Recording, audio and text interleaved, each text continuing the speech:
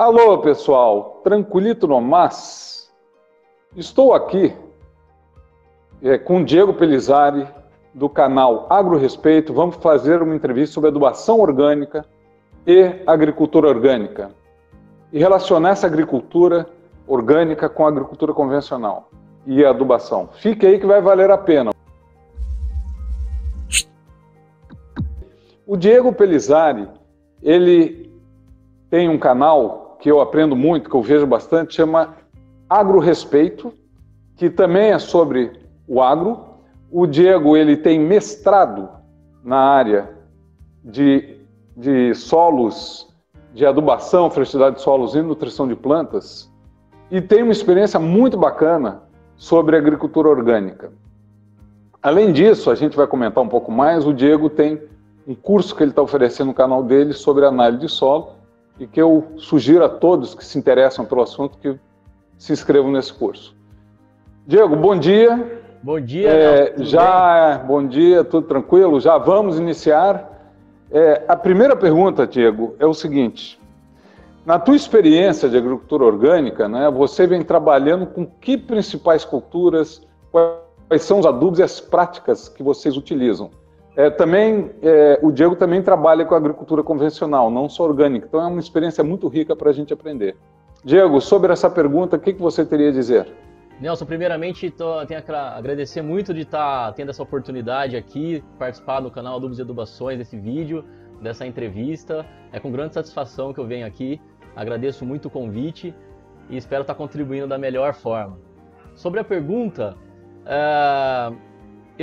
já trabalhei bastante com horticultura, trabalhei com citros, trabalhei com morango, trabalho atualmente bastante com pecuária leiteira, então na parte de produção de volumoso, né? Porque a produção do volumoso desses animais orgânicos, ela precisa ser orgânica também, né? Então trabalho muito com produção de milho e sorgo para silagem, as forrageiras, as pastagens. Também trabalho aí com milho grão, né? Já trabalhei muito e continuo trabalhando. E tudo dentro da agricultura orgânica, né? Como também já trabalhei num convencional. E continuo trabalhando também. E os principais adubos que são usados, né, na verdade, assim, tem dentro do Ministério da Agricultura tem a lei do orgânico e tem a instrução normativa número 46 do orgânico, que lá você consegue verificar tudo que é permitido o uso, né?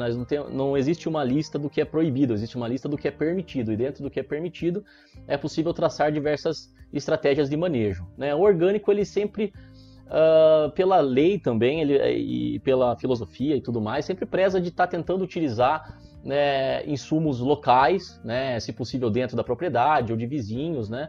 Então, nesse sentido, é muito usado o esterco de galinha compostado, cama de frango, o esterco bovino, né? Se o produtor rural tem uma propriedade que tem uma criação animal, ele consegue utilizar o resíduo para adubação orgânica da própria, por exemplo, da própria pastagem ou de uma produção de hortaliças e tudo mais. Então, é muito usado esses adubos orgânicos, como também tem adubos que não são orgânicos, mas que eles são permitidos para uso também, né? Que são fontes de diversos outros nutrientes. Por exemplo, talvez hoje a fonte mais economicamente viável dentro do orgânico permitido para fornecer cálcio e magnésio é o próprio calcário, que também é um corretivo de solo e que é permitido o seu uso no orgânico. Né? O gesso, dentro de uma permissão da certificadora, né, que tem alguns pormenores na legislação, mas ele pode ser utilizado como fonte de cálcio, como fonte de enxofre.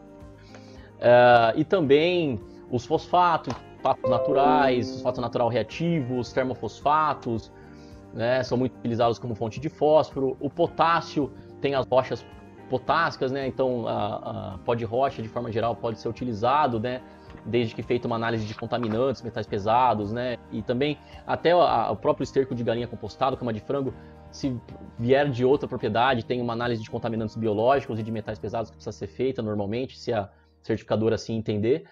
E no caso do potássio, tem o sulfato de potássio, que dependendo da situação da propriedade rural, ele pode ser permitido também, né? Claro que tudo sempre tem que estar em contato com a certificadora, seja ela a certificadora a certificação por auditoria ou uma certificação participativa, isso tem que estar em consenso no grupo, né? E o sulfato de potássio é passível de ser permitido no uso no orgânico, tanto que quando eu já trabalhei com morango, usava-se muito sulfato de potássio na fertirrigação, para a cultura do morango, né? E adubações verdes, sulfato de zinco, rotação de cultura. Uma pergunta.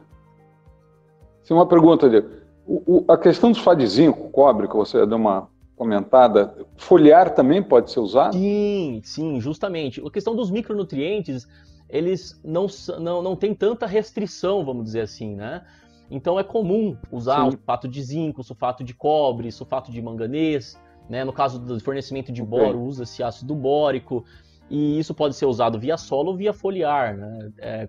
Tem muitos produtores que gostam de fazer aqueles biofertilizantes, as caudas, mas em todo caso, no fornecimento de micronutrientes, principalmente, é possível que a certificadora libere produtos comerciais como fonte de micronutriente, que tenham uma tecnologia mais eficiente, né? Então, micronutrientes não é tão restrito, né? Desde que não tenha algum produto, alguma fonte que de fato não está na lista positiva, né? Que não está claro que é permitida.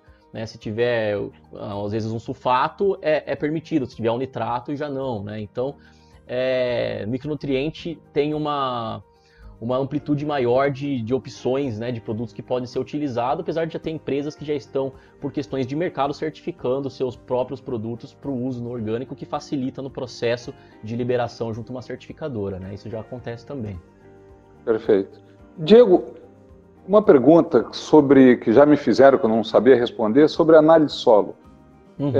Na agricultura orgânica, você usa como instrumento análise de solo também? Com certeza, com certeza. Existem linhas, né? Existem algumas linhas de raciocínio, mas o que eu defendo, o que eu venho trabalhado aí nos últimos 8 anos que eu trabalho com agricultura orgânica também, é que quanto mais você conhece da tua área, é melhor. Então, a análise de solo eu considero fundamental para o produtor estar acompanhando a evolução da fertilidade do solo, né? Então, não é porque a agricultura orgânica ela tem um viés diferente que você não vai usar técnicas e vai usar métricas que te ajudam, né? Que tem fundamento e já é amplamente aceito e, né? Claro que a ciência é sempre uma constante evolução, né? Mas já tem bastante informação de que aquilo é importante, tem um grande potencial de ajudar a você medir a fertilidade de um solo, então é fundamental, na minha opinião, que use-se isso como uma base até para os cálculos de adubação e tudo mais, a análise de solo com certeza. Perfeito. Diego, a última pergunta. Sobre a questão que nós vemos na agricultura chamada convencional, nesse modelo chamado convencional, né, existe hoje uma preocupação muito grande com a sustentabilidade, conservação do solo, evitar erosão, sequestrar carbono, aumentar a matéria orgânica, e para isso se usam adubos minerais, que muitas vezes na agricultura orgânica não podem ser usados. Então a questão não existe uma convergência de ideias entre a agricultura orgânica e convencional na questão de adubação, de aumento de matéria orgânica, e quais são as restrições hoje que você vê que a agricultura orgânica precisa evoluir em outras questões ligadas à conservação e sustentabilidade do solo? Nós temos, dentro da agricultura orgânica, nós temos uma série de regras, né? E uma delas, que talvez seja a principal, no sentido de, vamos dizer assim, é possível fazer um plantio direto hoje, né, numa agricultura orgânica de grande escala, de uma forma viável economicamente, né, de uma forma mais sustentável.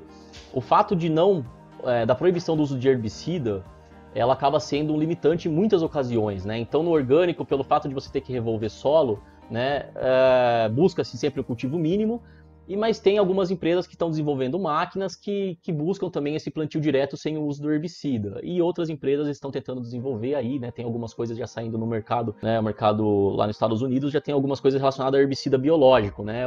Uma coisa ou outra já chegando ao Brasil aos pouquinhos aí. Então, busca-se uma alternativa. Por quê? Porque nós conhecemos todas as vantagens da matéria orgânica, o acúmulo de carbono, não só da parte ambiental do sequestro de carbono, que é muito importante, mas também do aumento da produtividade, do aumento da qualidade do solo, do aumento da tolerância das plantas aos estresses de forma geral, né? Seja estresse hídrico, seja diversos outros estresses que a planta possa ter, né? Então nós conhecemos esses benefícios da matéria orgânica, então é fundamental. Então acho que não importa, nesse sentido existe uma convergência, né? O orgânico, ele também quer aumentar a matéria orgânica, quer aumentar a qualidade do solo de forma geral, assim como um cultivo conservacionista e considerado convencional, né, nomeado como convencional nessa comparação, como plantio direto, integração lavoura-pecuária-floresta. Né, nesse sentido, sim, existe uma convergência, né, porque todos buscamos um cultivo produtivo e sustentável e que se preocupe com o meio ambiente, né, seja socialmente justo, né, com certeza nesse sentido acontece. E o orgânico ainda precisa desenvolver técnicas, né, que consigam se manter dentro da sua filosofia e que use, por exemplo, maquinários, que use produtos biológicos para conseguir chegar aí a um nível de sustentabilidade de menor revolvimento de solo, com certeza, porque nós sabemos que quanto menos você revolver um solo, mais você vai conseguir acumular matéria orgânica a longo prazo, e isso traz diversos benefícios produtivos e ambientais. Perfeito, Diego. Diego, te agradeço demais aqui, nós aqui do canal Adubos e Adubações. Eu acho que é uma agregação de informação e a gente vê que, no fundo, tudo está razoavelmente indo para um lado parecido. E eu acho muito importante a todos, né, que visitem o canal AgroRespeito, e recomendo também que vocês se inscrevam, quem achar que é necessário, que não conhecer muito, que é um assunto que muita gente nos pergunta, no curso de análise de solo que o Diego está oferecendo dentro do canal dele. Pessoal, muito obrigado pela atenção. Diego, brigadão. Eu que agradeço. E até a próxima. Até mais.